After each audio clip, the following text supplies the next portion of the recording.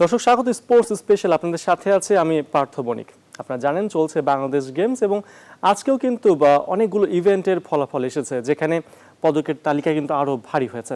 আমরা একটু দেখে নিব যে আজকে সারাদিনের উল্লেখযোগ্য মুহূর্ত বাংলাদেশ গেমসে। বাংলাদেশ গেমসে নানা সফলতার মাঝে এবার বড় আক্ষেপ হয়ে রইল রোমান সানার পদক না জেতা। রিকার্ভের দলগত ও মিশ্র দলগত ইভেন্টেও সাফল্যের দেখা পাননি রোমান। তার প্রিয় ইভেন্ট রিকার্ভ পুরুষ এককে সেরা হয়েছেন রামকৃষ্ণ সাহা। বাংলাদেশকে টোকিও অলিম্পিকের টিকিট এনে দেওয়া রোমান ব্যর্থতার দায় দিলেন ভাগ্যের উপর। লাক ফেভার করেনি, এই জন্য হয়তো হয়নি। আর তারপরে নকআউট পর্বে যে একটু কনফিডেন্সের অভাব আছে, তো এটা যদি কন্টিনিউ গেমগুলো খেলতে পারে তাহলে ইনশাল্লাহ সেটা হবে। আর একটা প্লেয়ারের মনে করেন যে এটা স্বাভাবিক যে পারফরমেন্স আপ ডাউন করবেই। তবে একটু খারাপ লাগছে যে পুরো টোটালি পদক শূন্য যাচ্ছি। আমার ফোকাস শুধুমাত্র অলিম্পিকে, যেন আমি সেখানে যে ভালো কিছু করতে পারি, এবং তার আগের গেমগুলো হচ্ছে সম্পূর্ণ প্রস্তুতি হিসাবে। মেয়েদের রিকার্ভ এককে এদিন সোনা জিতেছেন নাসরিন আক্তার। এ বিভাগে দলগত ইভেন্টে সেরা হয়েছে পুলিশ আর্চারি ক্লাব। কম্পাউন্ড এককে সোনা জিতেছেন রোকসানা আক্তার। কম্পাউন্ড পুরুষ এককে স্বর্ণ জিতেছেন অসীম কুমার দাস। রিকার্ভ পুরুষ দলগত বিভাগ ও মিশ্র দ্বৈতে সেরা হয়েছে বিকেএসপি। কম্পাউন্ড মিশ্র দলগত বিভাগে বিকেএসপিকে হারিয়ে সেরা হয়েছে বাংলাদেশ আনসার। তাইকোয়ান্দো ডিসিপ্লিনে নারী দ্বৈতে এদিন স্বর্ণ জিতেছেন বাংলাদেশ সেনাবাহিনীর সুমাইয়া ইসলাম ম্যানি ও আনিকা আক্তার। দলীয় ইভেন্টে স্বর্ণ গেছে বাংলাদেশ আনসার ও ভিডিপির ঘরে। এদিকে বান্দরবানে শুরু হয়েছে কারাতে ইভেন্টের খেলা। নারীদের একক কাতায় বান্দরবান জেলা ক্রীড়া সংস্থার নু মে মার্মা জয় করেন স্বর্ণ। নারীদের দলগত কাতায় সোনা জিতেছে বাংলাদেশ সেনাবাহিনী। পার্থ বণিক, নিউজ 24, ঢাকা। দর্শক দেখছিলাম বাংলাদেশ গেমসের আজকের দিনের বিভিন্ন ইভেন্টের ফলাফল। দর্শক আপনারা জানেন যে বর্তমানে কিন্তু এখন আলোচনার একেবারে মানে সবার উপরে রয়েছে বাংলাদেশ ফুটবল ফেডারেশনের সাথে ফিফার বর্তমান সম্পর্কটা। আপনারা জানেন যে এরই মধ্যে কিন্তু খবর রটে গেছে যে ফিফা থেকে আর্থিক অনুদান সব বিভিন্ন ধরনের ফান্ড বন্ধ করে দিয়েছে। তবে আসল ঘটনা কি সেটা নিয়ে আজকে কিন্তু কথা বলেছেন বাফুফের সিনিয়র সহসভাপতি আব্দুল সালাম মুর্শিদি। তিনি বলেছেন যে ফিফা থেকে কোনো ধরনের ফান্ড বন্ধ করা হয়নি এবং সবগুলোই অ্যাজ ইউজুয়াল চলছে। তো আমরা বিষয়টি নিয়ে আজকে কথা বলবো। আমাদের সাথে রয়েছেন বাংলাদেশ জাতীয় দলের সাবেক ফুটবলার আব্দুল গাফফার। গাফফার ভাই, আপনাকে স্বাগত। আশা করছি ভালো আছেন। বর্তমানে যে কথাটি বারবার উঠে আসছে যে ফিফার সাথে বাফুফের যে আর্থিক লেনদেনের বিষয়টি রয়েছে, ফিফা নাকি ফান্ড বন্ধ করে দিয়েছে, আবার বাফুফে বলছে যে না, ফান্ড বন্ধ করেনি। আপনার কি মনে হয় বর্তমান যে অবস্থা সেখানে আসলে ফিফার কি বাফুফের উপর আস্থা রাখার জায়গা আছে? ধন্যবাদ তোমাকে। আসলে বেশ কয়েকদিন যাবৎ এই একটা সংখ্যা নিয়ে আলোচনা হচ্ছিল বাংলাদেশ ফুটবল ফেডারেশন এবং ফিফা। আমরা কয়েকটা টেলিভিশন স্কোরে দেখতে পেলাম যে ফিফা বিগত 3 মাস যাবৎ তারা কোনো ফান্ড দিচ্ছে না, যেহেতু বাংলাদেশ ফুটবল ফেডারেশনকে যে প্রতি বছর বাংলাদেশ টাকা অনুযায়ী 4 কোটি টাকার মতন দেওয়া হতো, সেই টাকাগুলি স্বচ্ছতা যাচাই বাছাই করবে তারা কিছু পায় না বিদায়। এর আগেও কিন্তু বহুবার আমরা এই জিনিসগুলি শুনেছি। এবং গতকালকে আমি একটি টেলিভিশনের ইন্টারভিউতে আমাদের সিনিয়র সহসভাপতি এবং যিনি দায়িত্বে আছেন, ট্রেজারের দায়িত্বে আছেন, তিনি বলেছিলেন যে আমাদের যারা সিএফও আছেন এবং অ্যাকাউন্টিং ডিপার্টমেন্টে আছেন তাদের স্বচ্ছতা নেই, এবং আমরা একটা কিছুদিনের মধ্যে একটা ভালো অ্যাকশন নিতে যাব তাদের উপরে। এবং আপনি নিজেও জানেন, এই যার নাম বললে না, যে আবু হোসেন যিনি সিএফও, তার সম্বন্ধে কিন্তু দুদকেও তলব করেছিল বছর 2 আগে। তো এসব কিছুই মাথা নিয়ে কিন্তু বাংলাদেশ ফুটবল ফেডারেশন বিগত দিনে কিন্তু এইভাবেই কিন্তু কথা বলে যায়। একবার বলে ফিফা ঠিক আছে সব পাচ্ছি, আবার এখন 1 কোটি টাকা দেনার মধ্যে বসে আছি। আমরা কিন্তু টেলিভিশনে এবং মিডিয়া, ইলেকট্রিক মিডিয়া, প্রিন্ট মিডিয়াতে আমরা দেখতে পাই, জানতে পাই। এবং এটা নিয়ে কিন্তু আমাদের একজন তো প্রয়াত বাদল রায় মারা গিয়েছেন, এবং আরেকজন বর্তমান ভাইস প্রেসিডেন্ট, আমাদের চতুর্থ ভাইস প্রেসিডেন্ট, আমি যদি ভুল না করি, তিনিও কিন্তু ফিফাকে এই ব্যাপারে জানিয়েছিলেন। এবং সেই ক্ষেত্রে কিন্তু বারবারই বলা হয়েছে যে এই ওনাদের স্বচ্ছতা কোথাও খুঁজে প্রাণ নেই, এবং এই বিগত দিনেও কিন্তু এই রিপোর্টগুলি কিন্তু সব সময় ফিফার কাছে গিয়েছে। সেহেতু ফিফা এখন আমাদের এই টাকাটা বন্ধ করে দিয়েছেন, এটা সঠিক। তা না হলে কিভাবে বলেন যে আমরা 1 কোটি টাকা আমাদের বিভিন্ন সংস্থা পাবে? গাফার ভাই, আজকে কথা বলেছেন আব্দুল সালাম মুর্শিদি, বাফুফের সিনিয়র সহ সভাপতি। আমরা তার কথা একটু শুনে আসি, তিনি কি বলছেন।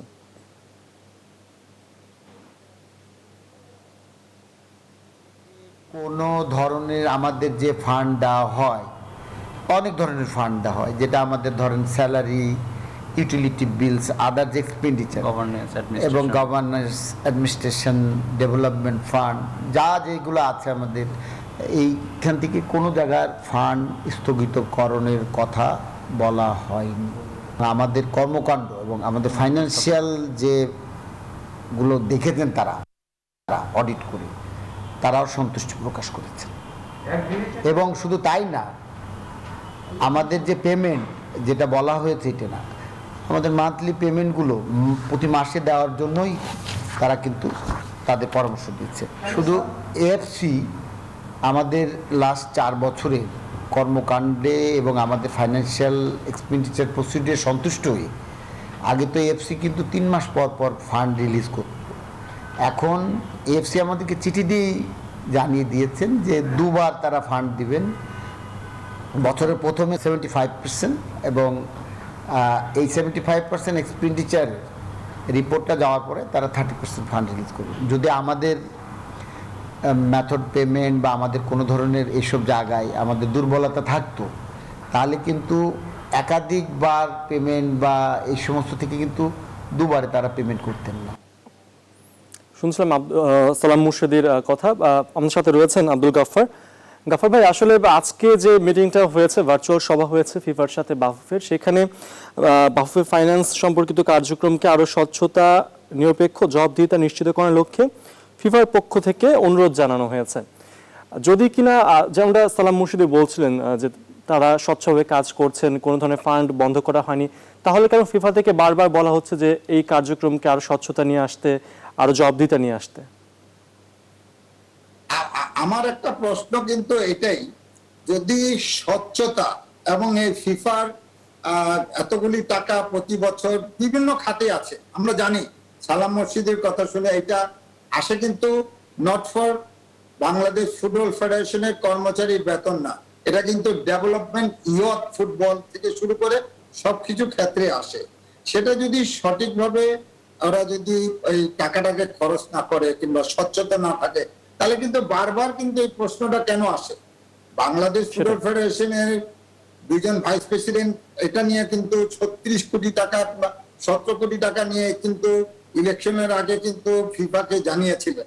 আজকে সালাম মুর্শিদি বলছেন এটা নিয়ে কোনো কিছু হবে না কিংবা এটা স্বচ্ছতা যাচাই, তাহলে আমরা কি ধরে নিতে পারি?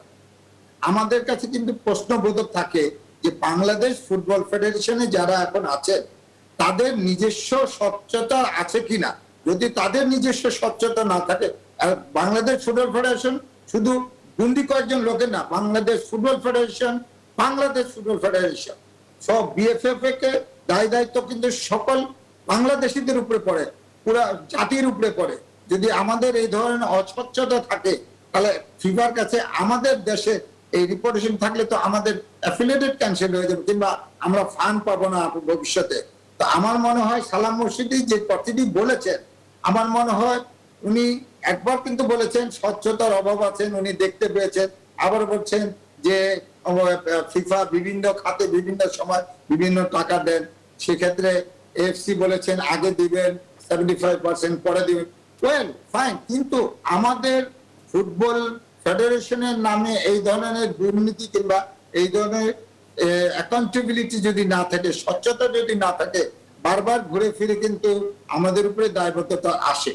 গাফফার ভাই, যে সিএফও কে নিয়ে কথা হচ্ছে, সালাম মুর্শিদি তিনিও কিন্তু গতকাল কিছুটা আক্ষেপ করেছিলেন সিএফওর কার্যক্রম নিয়ে। আজকে তিনি সেটা ব্যাখ্যা দিয়েছেন সিএফও নাকি অফিস ঠিক মতন করেন না। তবে যাকে নিয়ে এত প্রশ্ন, তাকে বা রাখারই বা দরকার কি?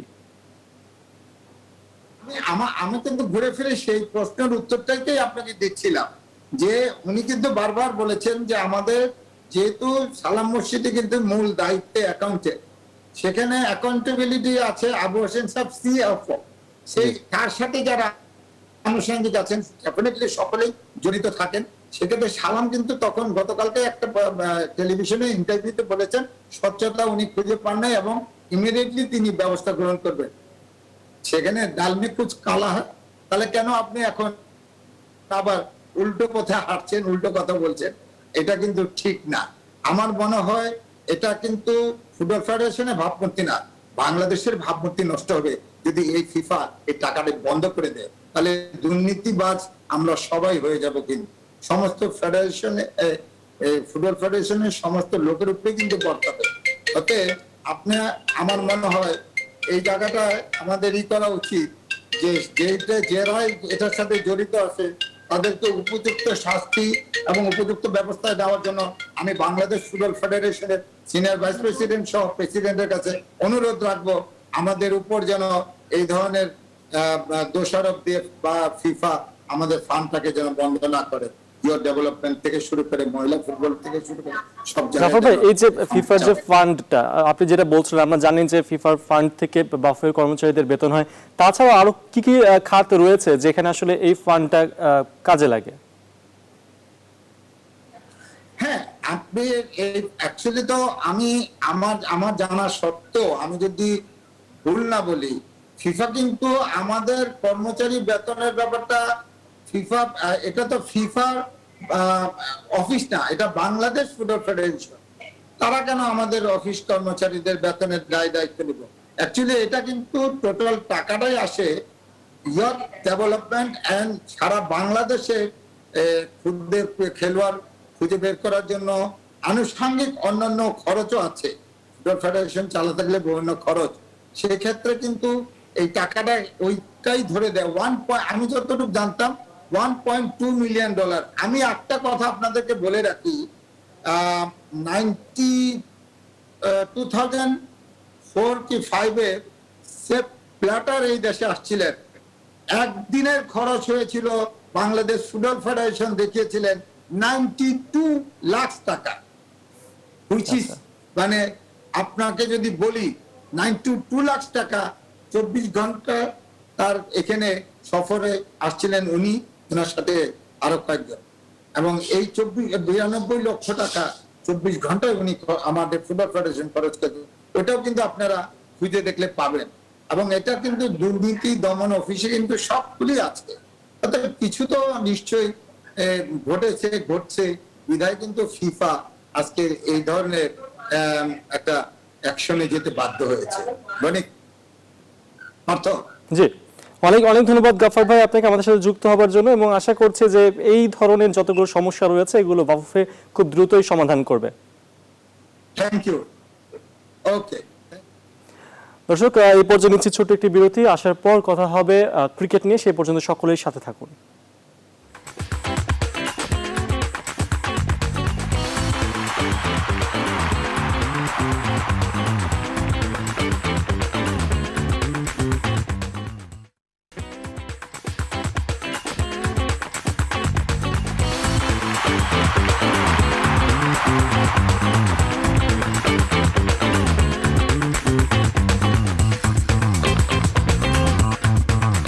বিরতির পর আবার স্বাগত, দেখছেন স্পোর্টস স্পেশাল। আমরা কথা বলছিলাম বিরতির আগে ফুটবল নিয়ে, এবং বলে গিয়েছিলাম কথা হবে ক্রিকেট নিয়ে এখন। দর্শক, আগামী 12 এপ্রিল কিন্তু শ্রীলঙ্কার উদ্দেশ্যে বাংলাদেশ দলের রওনা হওয়ার কথা রয়েছে। সেখানে দুটো টেস্ট ম্যাচ রয়েছে। এই বিষয়ে আজকে কথা বলতে আমাদের সাথে যুক্ত হয়েছেন বাংলাদেশ জাতীয় দলের সাবেক ক্রিকেটার ইশতিয়াক আহমেদ। ইশতিয়াক ভাই, আপনাকে স্বাগত। ধন্যবাদ। আমরা তো দেখতে পাচ্ছি আজকে একটা বিসিবিতে কথা হয়েছে, টিম লিডার হিসেবে খালেদ মাহমুদ সুজন ভাই যাচ্ছেন টিমের সাথে। আপনার কি মনে হয় যে ওয়েস্ট ইন্ডিজের বিপক্ষে ঘরের মাটিতে এভাবে নাকানি চুবানি খাবার পরে শ্রীলঙ্কায় বাংলাদেশ কতটা ঘুরে দাঁড়াতে পারবে? চেষ্টা তো করবেই। এখন শ্রীলঙ্কাতে গেলবার যখন খেলতে গিয়েছিল সেখানে তো 100 test match, if I am not wrong, সেখানে জিতে এসেছিল। তো সেই পজিটিভ একটা ইয়ে নিয়ে অবশ্যই তারা মাঠে নামার চেষ্টা করবে। ইন্টারন্যাশনাল ক্রিকেট গতকালকে কি হয়েছে সব ভুলে গিয়ে আগামীকাল কি হবে কিংবা এখন কি হবে সেটা নিয়ে সবাই চিন্তা ভাবনা করে, তো পজিটিভ চিন্তা করেই মাঠে নামবে। It's a new format, new venue, new country, new কিছু কিছু প্লেয়ার্স যেখানে থাকতে পারে, সবকিছু মিলিয়ে they'll take it as a challenge, এবং আমার বিশ্বাস যে তারা তাদের সেরাটা দেওয়ারই চেষ্টা করবে। ইশতাক ভাই, এবার তো খালেদ মাহমুদ সুজন ভাই টিম লিডার হিসেবে যাবেন, নিউজিল্যান্ডে যেমনটা গিয়েছিলেন আমাদের জালাল ইউনুস। তো সেক্ষেত্রে ক্রিকেটারদের পছন্দের ব্যক্তিত্ব কিন্তু খালেদ মাহমুদ সুজন। সাকিব আল হাসান তার ইন্টারভিউতে বলেছিলেন যে খালেদ মাহমুদ সুজন গেম ডেভেলপমেন্টে ভালো কাজ করছেন, মাশরাফিও তার প্রশংসা করেছেন। দলের প্রিয় মানুষটি যখন দলের সাথে থাকবেন তখন ক্রিকেটারদের মনোবল তো বাড়ার কথা। হ্যাঁ, সুজন সবসময় ক্রিকেট নিয়ে চিন্তা ভাবনা করে। I mean, he's someone who is always thinking of the development of the game.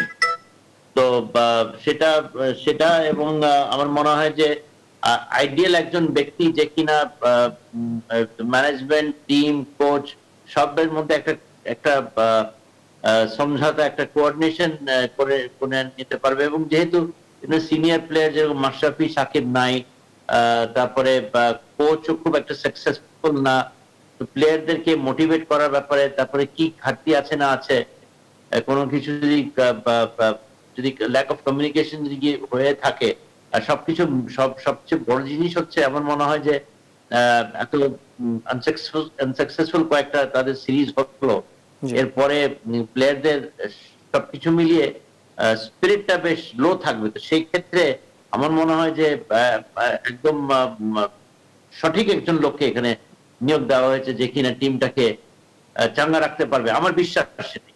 Ishtaq ভাই, আসলে আমাদের যে পঞ্চ পাণ্ডবের উপর আমরা এতদিন ভরসা করেছিলাম, তারা আমাদের অনেক জয় এনে দিয়েছিলেন। সেই মাশরাফি তো নেই, বাকি যে চারজন থাকার কথা, এখন সেখানে সাকিব থাকছেন না, রিয়াদও থাকবে না হয়তো টেস্ট দলে।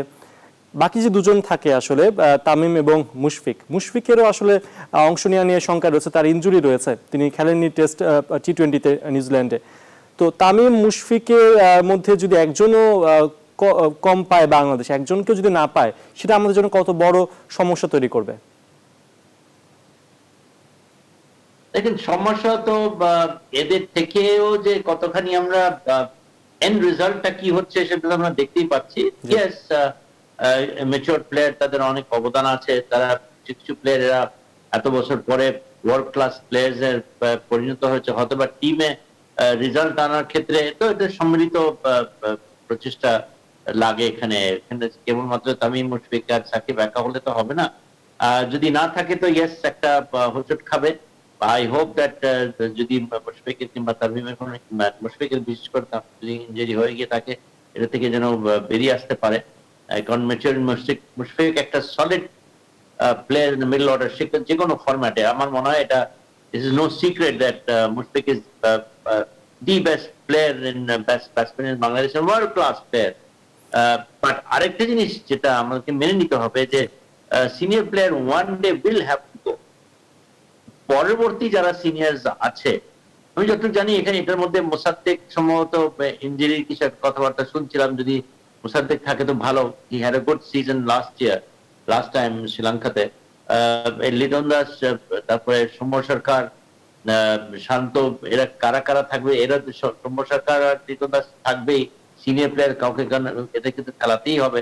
এদের এখন সময় এসছে যে they have to perform, otherwise খুব বেশি অনেক সুযোগ এরা পেয়েছে। আমার মনে হয় যে একটা সময় আসবে। আমরা দেখতে পেয়েছি যে এই সৌম্য সরকার বা লিটন দাস, তাদেরকে নিয়ে অনেক এক্সপেরিমেন্ট করা হয়েছে। আমরা ওয়েস্ট ইন্ডিজ সিরিজে দেখি না কেন, সৌম্য খেলেন ওপেনিং এ সেকেন্ড টেস্টে, বাট পারফর্ম করতে পারলেন না। লিটন সাথে চলে গেলেন, তিনি একটা হাফ সেঞ্চুরি মতন করেছিলেন। তো কি মনে হয় যে আসলে ওপেনিং এ টাইমের সঙ্গী কে হওয়া উচিত এবং 3 নম্বরে কার থাকা উচিত টেস্টে? এখানে সাইফ হাসান আছে কিনা, ফাইনালি থাকবে কিনা নেই না। সাইফ হাসান আছে, শান্ত আছে, সাদমান আছে অ্যাজ এন ওপেনিং ব্যাটসম্যান। আমি অ্যাকচুয়ালি ফাইনাল স্কোরটা আমরা জানি না, পসিবল অপশনের কথা বলছি যদি এরা থাকে। সুতরাং ফর টেস্ট ক্রিকেট এটা 3 জনের মধ্যে থাকবে। এবং দেখেন, আমাদেরকে we have to think of team beyond এদের ছাড়াও আমাদেরকে চিন্তা ভাবনা করতে হবে। এবং এটা হয়তোবা আরেকটা টেস্ট সিরিজ হবে যেখান থেকে নাকি আমরা অনেক কিছু বুঝতে পারবো যে রিয়েলি আমরা কোথায় যাচ্ছি। সুতরাং এবং লিটন দাস এবং সৌম্য সরকারের যতই বলি এক্সপেরিমেন্ট করা হয়েছে এই পজিশনে, দেখেন তারা ইন্টারন্যাশনাল প্লেয়ার্স, তাদের যখন যেখানে যে কোনো পজিশনে তাদেরকে যদি খেলতে দেওয়া হয় তাদের খেলতে হবে। যতই আমরা বলি না কেন, ইয়েস ইট ইজ আনফেয়ার যে একটা প্লেয়ার মেন্টালি কোথাও স্টেডি হতে পারছে না, বাট কোনো এক্সকিউজ নাই। You're playing international matches when you're good enough to play international সেটা matches. Step by You should be এক্সকিউজের good enough ব্যাপারটা to কিন্তু play আমরা any বারবার দেখতে position. পাচ্ছি যে আমরা বারবার পরীক্ষা নিরীক্ষার কথা বলে থাকি, কিন্তু প্রত্যেকটা সিরিজে আমরা নতুন নতুন জিনিস শিখে আসছি। আসলে শেখার পর্ব কবে শেষ হবে এবং কবে আমরা দায়িত্ব নিয়ে আসলে বলতে পারবো যে না আমরা জেতার জন্যই যাচ্ছে এবং জিতে আসবো, সেটাই এখন দেখার বিষয়। ইশতাক ভাই, আপনাকে অনেক ধন্যবাদ আমাদের সাথে থাকার জন্য। ধন্যবাদ আপনাকে। দর্শক, স্পোর্টস স্পেশাল নিচ্ছে একটি বিরতি, সাথেই থাকুন।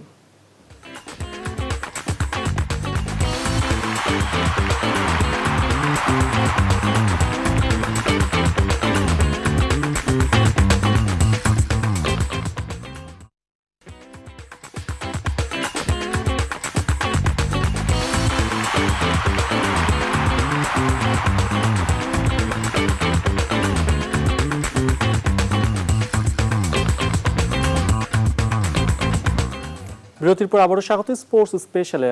দর্শক, আপনারা হয়তো এরই মধ্যে অপেক্ষায় আছেন, রাতে শুরু হচ্ছে চ্যাম্পিয়ন্স লিগের শেষ 8-এর লড়াই। চলুন দেখে আসি আজকে কার সাথে কার লড়াই আছে।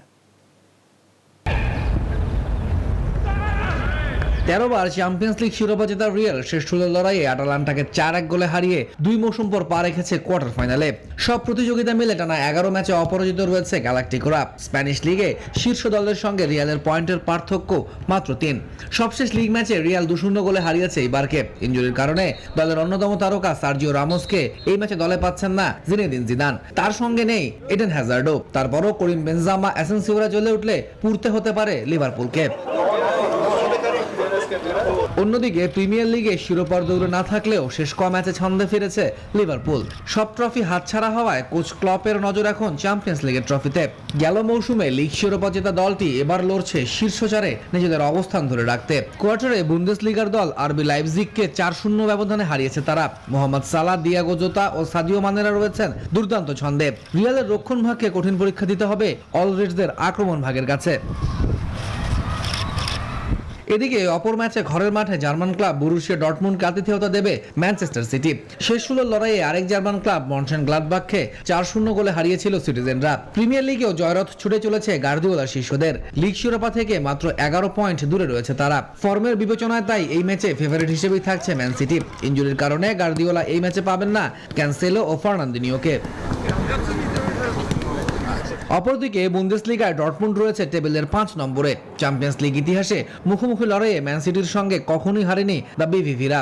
এর আগে 2012-13 মৌসুমের গ্রুপ পর্বে মুখোমুখি হয়েছিল এই দুই দল। সেবার সিটির মাঠে 1-1 গোলে ড্র করে ঘরের মাঠে ডর্টমুন্ড জিতেছিল 1-0 গোলে, যা এই ম্যাচে কিছুটা আত্মবিশ্বাস যোগাবে জার্মান ক্লাবটিকে। তৌহিদুল ইসলাম, নিউজ 24। 4 দলের জন্যই থাকছে শুভকামনা। দর্শক, স্পোর্টস স্পেশাল এই ছিল আজকের মতো। সাথে থাকায় ধন্যবাদ সবাইকে।